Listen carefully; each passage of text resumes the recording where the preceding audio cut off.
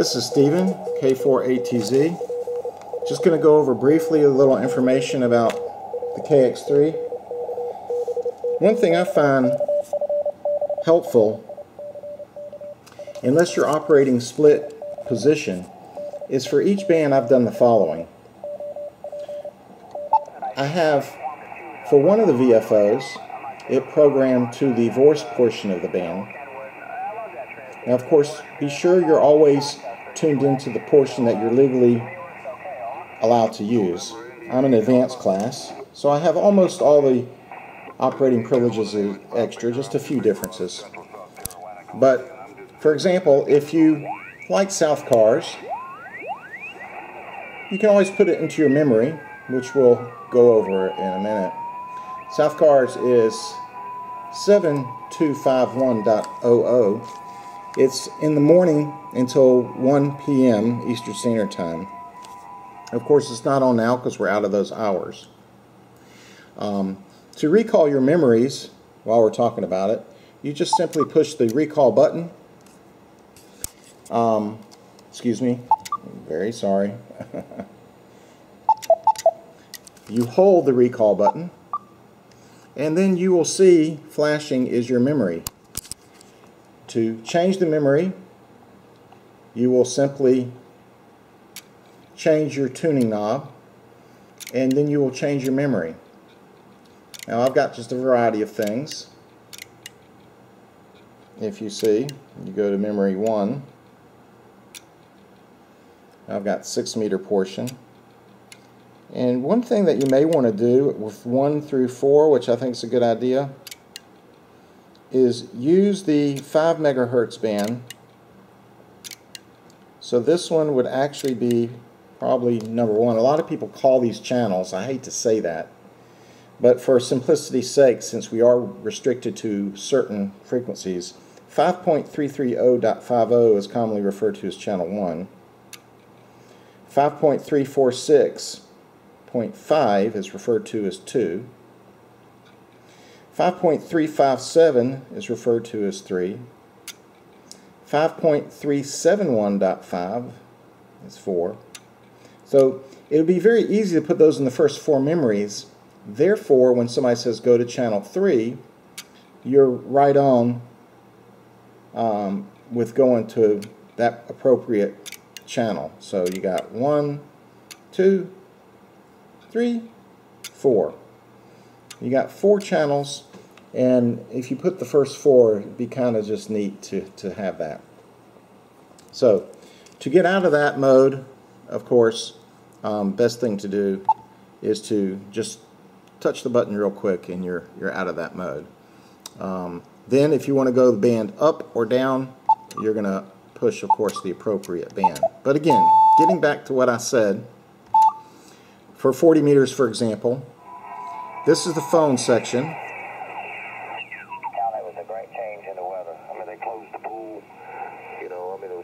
Very good receiver on the Elecraft. But if I want to go to CW, which hopefully most people watching this do CW as well, then I just push that and I'm right down in the CW band. Right now I'm a little bit under where advanced, because if I recall it's 7.025, and then I've got not only it programmed for the frequency, but I've got it already set in CW to save some time.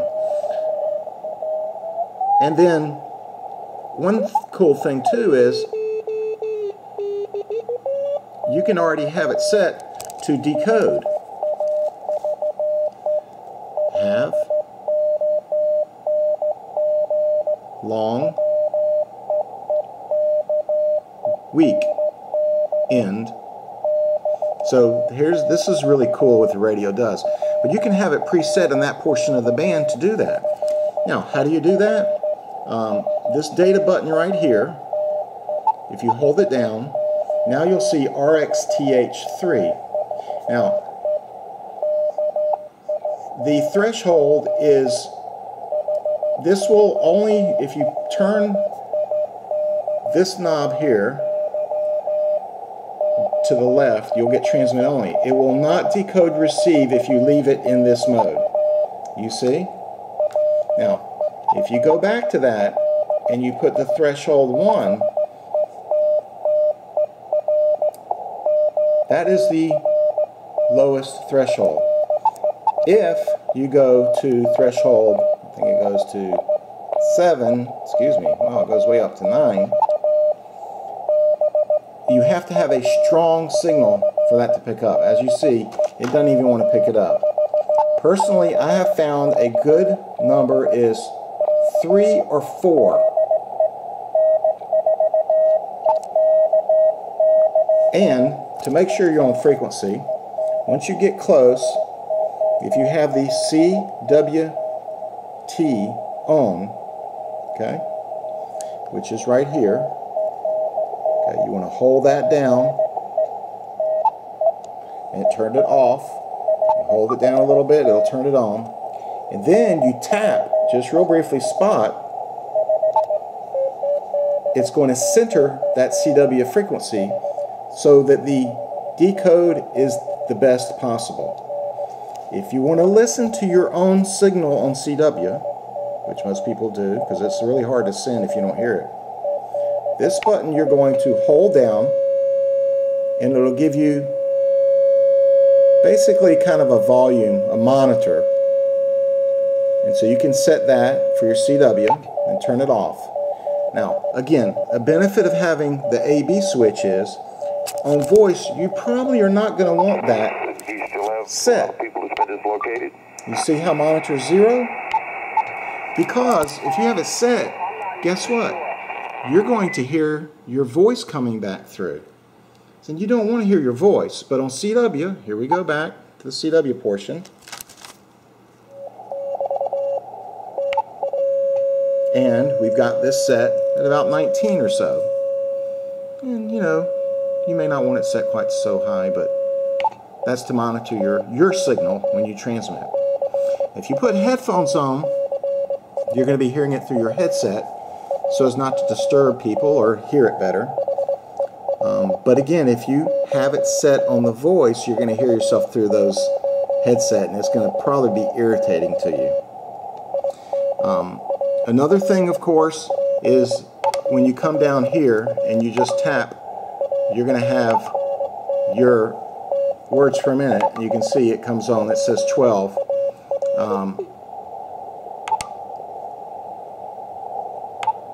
And if you hold it down, then you're going to have your wattage. You can set it if you want true QRP or 5 watts or below, for example. You can set that. And again, if I go back up to the voice portion and check it, you're going to have the same wattage. Actually, I just been holding some up there. I think I went like 1st of July last. Now that is going to stay the same no matter where you are on that band. But if I recall, it does stay the same. You can change that from band to band. So that function will remain the same. Now when you go to CW, you're probably going to want to use some filtering. You can hear there's quite a bit of difference. Let's see if we can find an example here.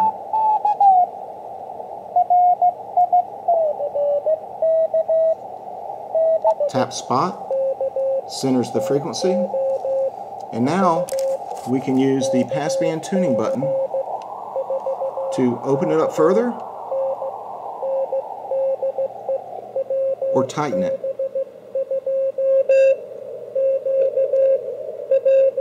See how tight we can get it? That's the other station.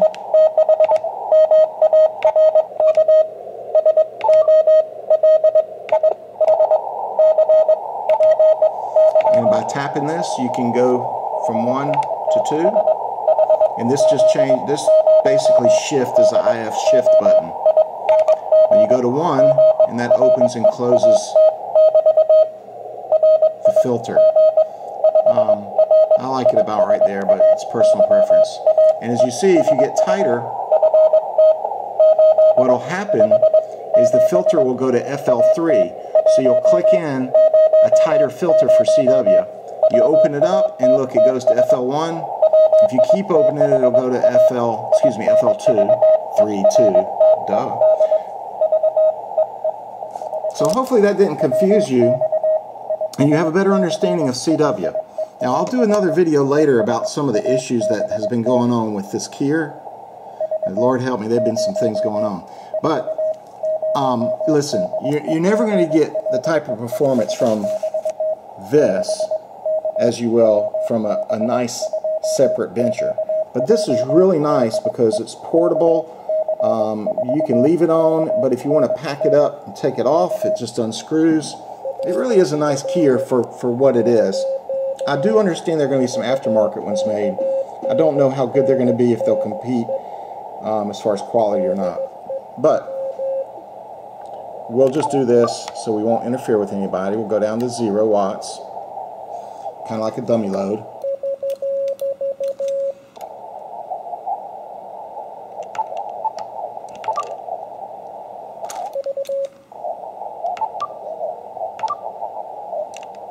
And right now it's set at 13 words a minute.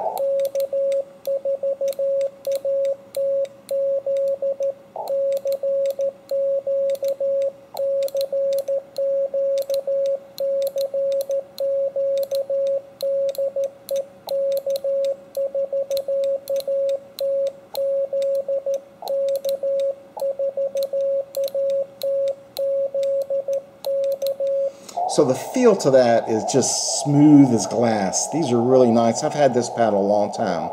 I also have a straight key, which is fun.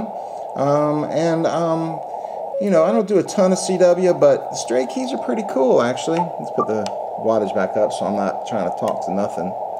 I like to keep it around 10 to 11 watts so I'm not driving the finals full blast.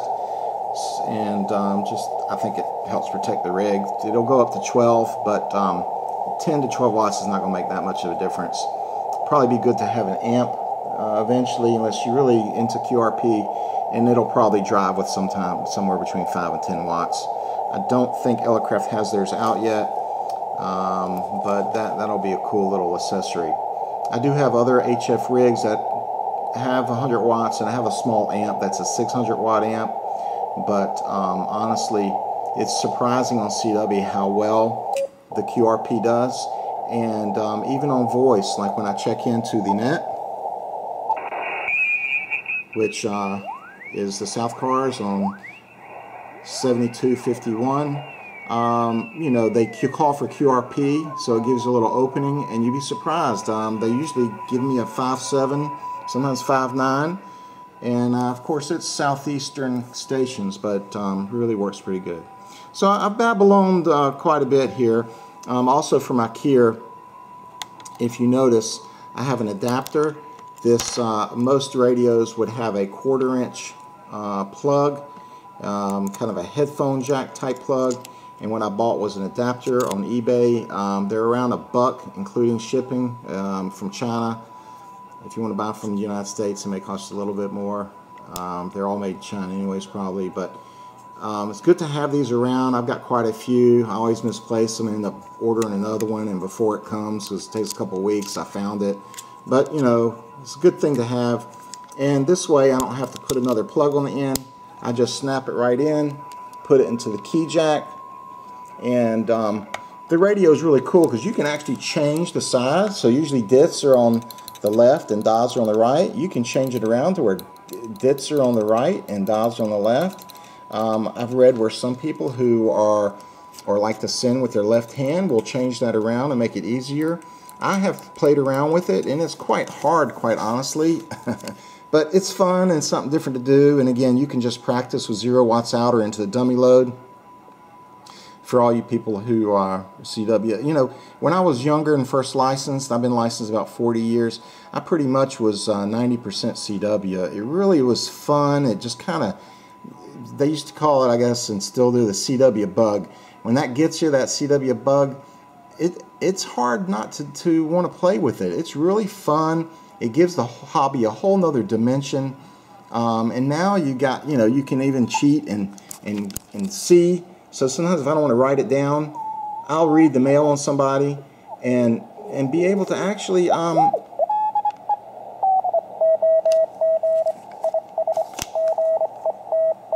see, there it is right there. Getting hungry. See, I mean, it's pretty cool. And, you know, sometimes interference comes through.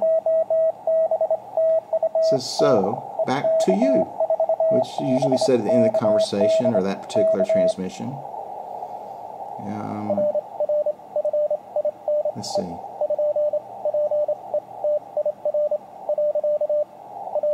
Seems like, I don't know where EK is, but so these are some cool things. The radio has so many things to enter the menu. Right here, you push display. It starts kind of alphabetical order, backlight. You've got all kinds of different CW features, and I mean, there's FM features, mic bias. It goes up and up and up. You got equalization, kind of like a stereo. You can do equalization controls. These are very important. It even has your serial number. That's one thing you can't change. And as you see, I've got serial number 150. I think they're up to 3,000 now. This one has the battery charger installed. So what's cool about that is, I'll get out of this mode, is I have the clock, as you see here. I think it's, let's see, it's 6:08. I think it's, yeah, 6, 7, 8, 9. We are, I think that's on UTC time. So it's really nice. You want to log in your time, and you have that option. You just push it. I have the batteries in there. It's a whole nother thing. You go to charge it. You're going to push that. You're going to go to what's called battery charge. Then you're going to choose 4, 8, 12, 16 charge hours. And once you do that and get out of there, it will start charging. You basically leave the radio on, but if you turn the radio off, which of course are these two buttons here, you leave your power supply on, and the clock will count down as to how many more hours you have in the battery mode. So that's really cool. And if you do battery mode, it's probably a good idea. Let's see. Always a good idea too. If you're in battery mode, let's see. Let's go to backlight. Turn off the backlight, and then if I unplug this, lo and behold, look at there, no 12 volts. I'm running on the batteries. It's really nice, portable rig. One little note too, you've got a battery notification, which is really, you got to read the manual, because once you get into the menu, let's turn this back on so you can see. It'll say battery minimum. So you go to battery minimum, again, hold this button down, get into your menu and go to battery minimum. Now this can be set, it comes as a default set at 10. Now that's okay if you have alkalines, but for nickel metal hydride, they do recommend that you drop it to 8.5. Now that's going to be the most common battery people are going to use in here, because it can be charged the way I just showed you. And if you have that at 10, what's going to happen is you're going to have notification and a beep saying battery low. That's going to be a long time before the batteries run out. So that's irritating. You don't need that. So you want to follow directions and drop it to 8.5. And that way you don't get a notification on your radio that the batteries are low until they reach 8.5 volts or lower. And that's highly advisable to do with nickel metal hydrides. I'll make a note in the notes of this video that people can find that and what marker into the video it is. I may even do a separate one. I'll do a lot of separate ones, that way it'll help people. And I'll stop this and redo that. But anyway, 73s, and I hope that helps you with your KX3. Enjoy it. I've been loving mine.